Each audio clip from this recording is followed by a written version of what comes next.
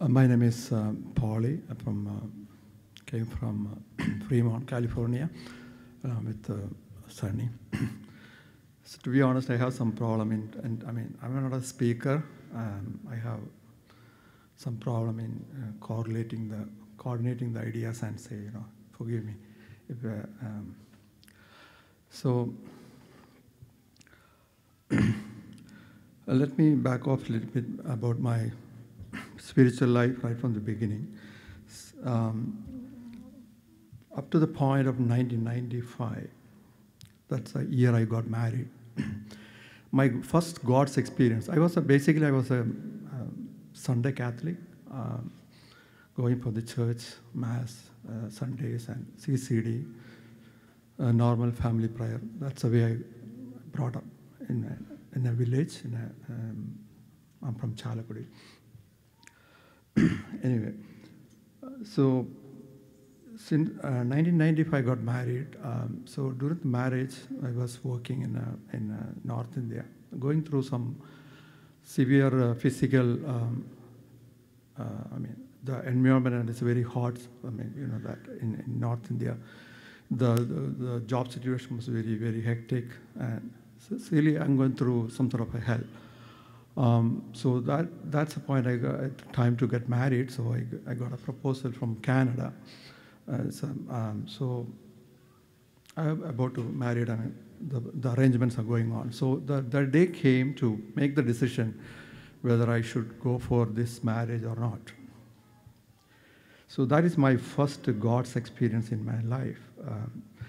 So the hour before I should tell the final decision, oh, this is my, the spouse or bride is going to be. So what I did, I got really, really confused. Nobody was there to help me, even my parents or my siblings didn't help me to make the right decisions. So I don't know why. I could simply obey, what my mom said or dad said, but for some reason I was struggling to make the decision. My God, I need to get some real conviction or a real discernment from above, sort of thinking. So what I did, just 1 hour before the time to give the final decision, I went to the church. And the church was empty. Nobody was there. It's around 4 o'clock in the afternoon.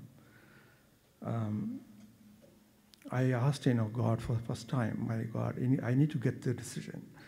I need to select. I need to escape from that workplace, basically from India, because I was going through a lot of hectic situation. So in that sense, I would prefer to select this marriage because I need to escape from India.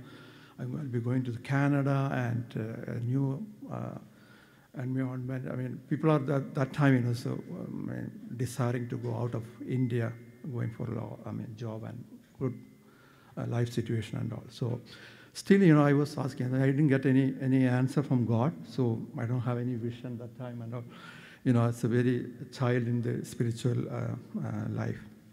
What I did, I opened my wallet and I got a 25 cents, pice coin. I literally opened. That's the first prayer. I remember. Really, really came from my heart. God, I need to get a real answer from you. See, I give my spouse in Canada for head. And tail is not for that. And anyway, it's 50-50 chance. People will laugh, see, when I share after that, you selected your wife through tossing. But I still believe that, it's God's decision. I tossed, I got head. Then, right within 15 minutes, I said to my brother-in-law that, give the decision. Our decision, that's my spouse, and that's how I got married. Then I tell you one thing, because of that conviction, even after that, I went through a lot of struggles and ups and downs. In 1995, I went to Canada, and now it's 2017. 2003, I came to US. So all this time, when I go through the suffering or the struggles, I still remember, I know that this is the decision from my God. That's why I came to Canada through this marriage. So I don't worry about that. I think, this will pass. This will pass with the assistance of Jesus. So I'm not worried. So that till this point, that encounter with God, that time in 1995, gave me a lot of strength to pass through. So I'm going to. So regarding the my prayer life, I'm still continuing all this time.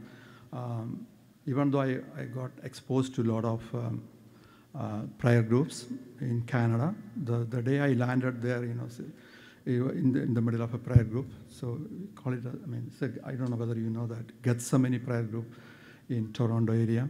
It's led by Suresh, yeah. So then I grew up in that environment spiritually. Around people, cousins, and everybody is in the prayer group, and charismatic renewal I went through.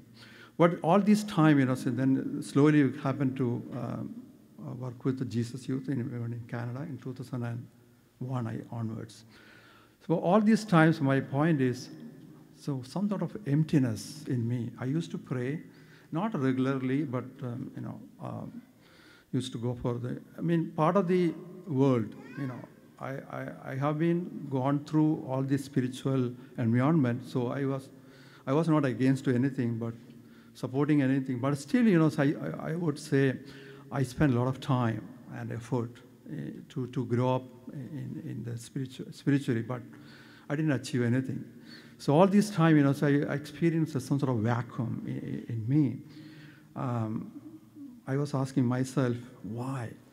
What is the reason for that? So today in the morning, I got one answer for that. See, the Pharisaic mentality. It was in me, judging others and condemning others. So that's sort of the one deadly sins. All these things, as a stumbling block to grow anybody in spiritual life. So coming to my still again telling you, I have some problem to coordinate the ideas and say. So forgive me. So as soon as another thing is, I remember, all this time in my life, not less than 100 retreats I attended. Still after that, my spiritual life is a big zero. That's what I believe. I cannot, I could not experience a real Jesus in my life. So that is being reflected in my family life also. Everything is fine, but there's no, serious problems in my life. But after spending all these times, with God, that very positive effect I could not experience in my life.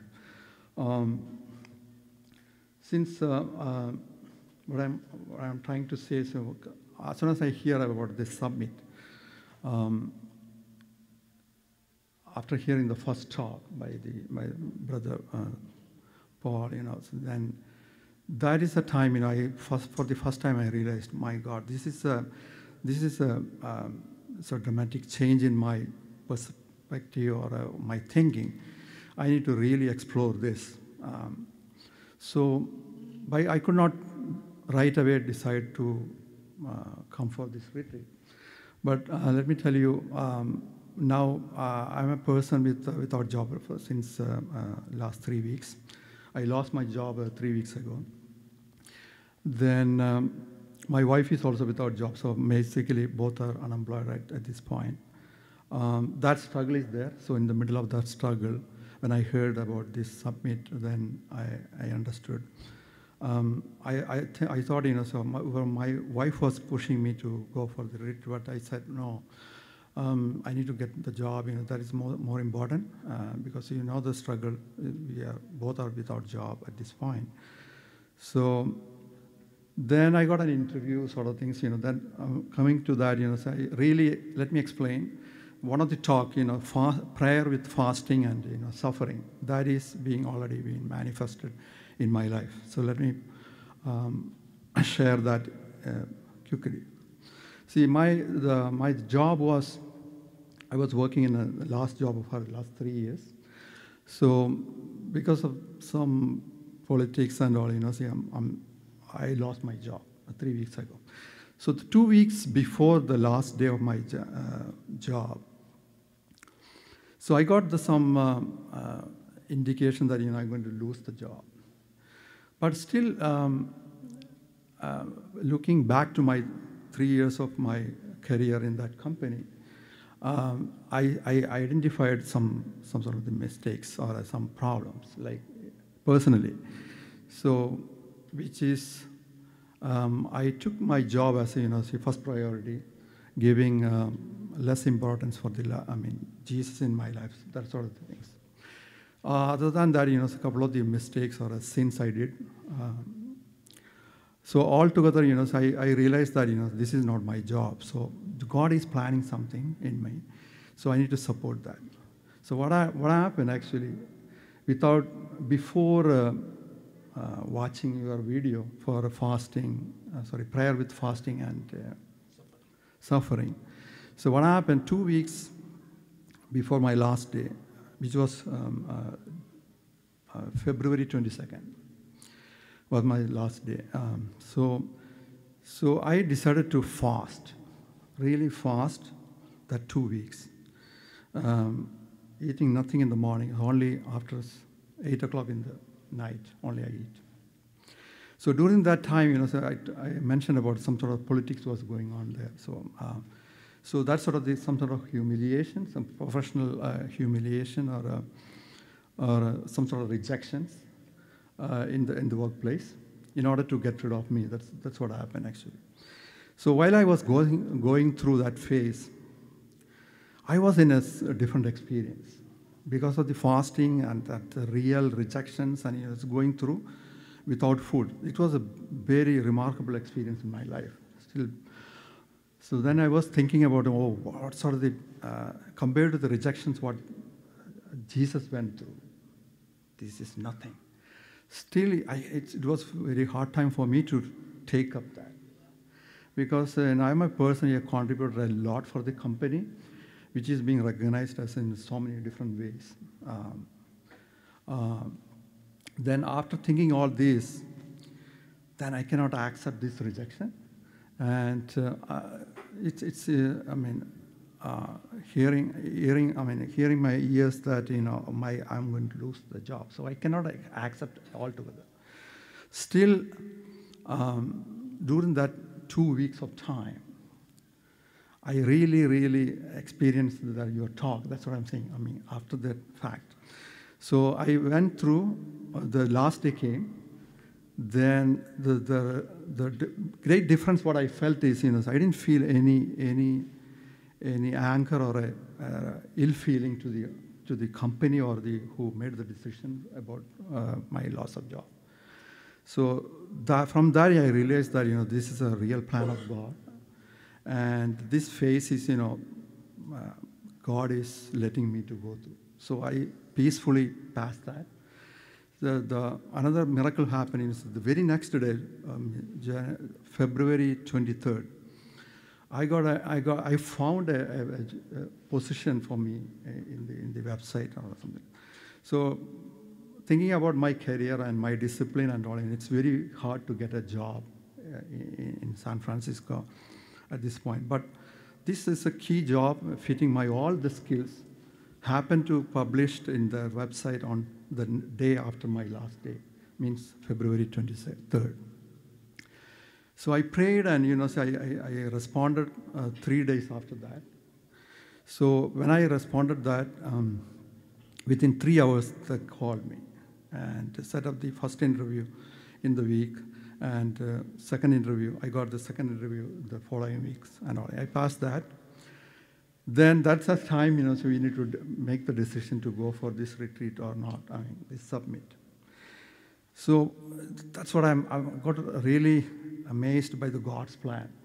Then I was working for the third interview I mean, the interview means the whole day interview, face to face, at this site. So I was about to get that the date for that.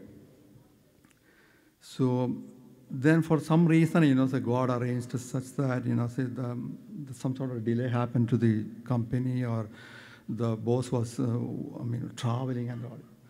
Finally, they gave me the date, April 7th, which is on next Friday. So what I'm learning from this, so God is planning all other things, such that so I'm supposed to attend this retreat summit. So that's why I decided to come, and that's why God is leading me into the right direction.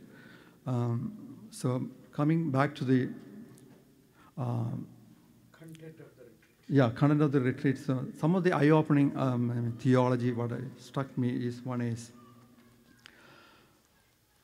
Jesus cried in the Gethsemane. So the reason for that, it was really, really striking theology to me. So Jesus was holding all the sins of the mankind. So that was a real struggle. So not the fear of the upcoming torture or all other sort of things. Another thing is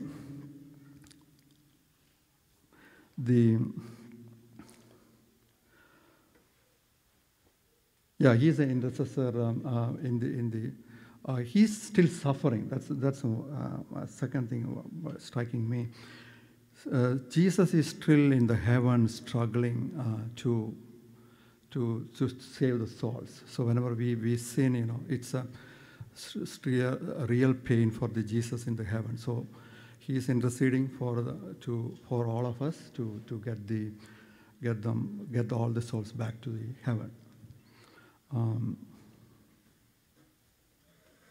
The faith and courage, the bleeding woman, that was really, really touching. So I was thinking, that the story is the bleeding woman is in an environment where is not acceptable to anybody, because so any discharge from the human bodies is purely unholy. So she's not supposed to touch the man. So in that fear situation, still she took a bold decision to go and touch the cloth of the Jesus, and that's how she got the healing. So here there were the situation where the faith and the courage, combine together to execute, so that the real miracle happens, or the supernatural power flowing into her. That's pretty much Father. Personal prayer experience that you share. Oh yeah, one of the key talk touched me is the contemplative prayer. So 1 week ago, last week, so I physically tried that contemplative prayer, taking 45 minutes. So I remember some of the criteria to be followed during the contemplative prayer is, so you go to the room. I went to my bedroom. My wife was not there. Kids were not there. I locked the room, and as my brother mentioned, you need to lock certain things. You need to cut off certain things from your life before starting the contemplative prayer. One is your desires. There is no more desire. So everything is, leave it to the will of the God.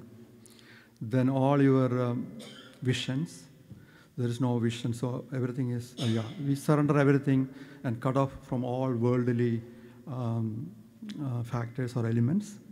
Then your mind and heart and soul is in only focusing or concentrating in Jesus, Father, Son, and Holy Spirit. So I spent first 20 minutes was really chaotic. I could not focus here and there, and I struggle to bring my heart and mind, focused onto the Trinity. Finally, the last 15 minutes, I would say it was a really, really good experience in the sense I was completely free from this world. I would say I remember that I got some sort of special experience of that unity with the Trinity, where I experienced some sort of weight loss or a freedom, or then I could talk or communicate with the Trinity, some sort of my real personal things, and experienced some sort of freedom from this world. Yeah. So my recommendation is, so we should really, really try that. That sort of the prayer. You will come across with, or you will encounter with Trinity. Really. Thank you. Thanks.